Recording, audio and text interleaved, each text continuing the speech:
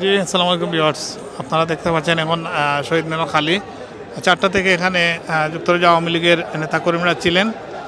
তাদেরকে এই কিছুক্ষণ আগে তাদের নির্ধারিত সময় শেষ হওয়ার পর পুলিশি পহরায় তাদেরকে বের করে দেওয়া হয়েছে। এখন তারা ব্রিকলিনের দিকে চলে গেছে।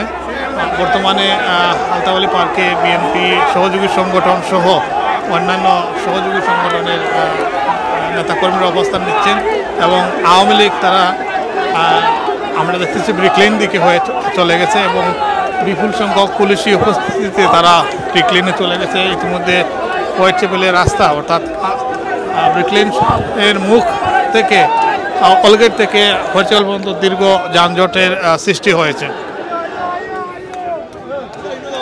আমরা দেখতেছি যে পুলিশও লাইন ধরেছে।